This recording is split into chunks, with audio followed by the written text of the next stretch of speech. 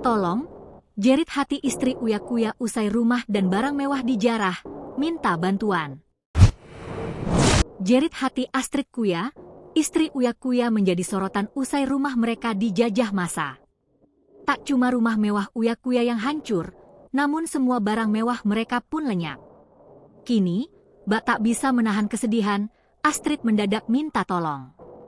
Melalui Instagramnya, Astrid mengaku sedih lantaran harus kehilangan 12 kucing kesayangannya.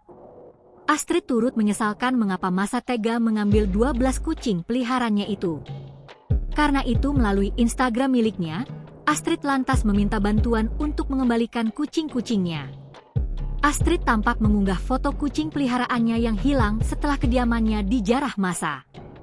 Ia juga membagikan foto-foto kucingnya yang hilang tersebut.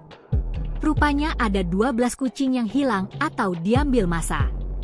Tolong bantu saya DM IG ya, ucap Astrid. Sementara itu, Astrid juga bereaksi terkait rumah dan barang mewah mereka yang dijarah. Diketahui rumah mewah milik Uya Kuya tampak hancur digeruduk massa. Bahkan barang-barang mewah mereka pun turut menjadi jarahan massa yang ngamuk. Kemarahan massa ini dipicu dengan sikap Uya Kuya yang dinilai tak pantas sebagai anggota dewan. Alhasil Sabtu, 30 Agustus 2025, rumah mewah Uya Kuya pun dihancurkan massa.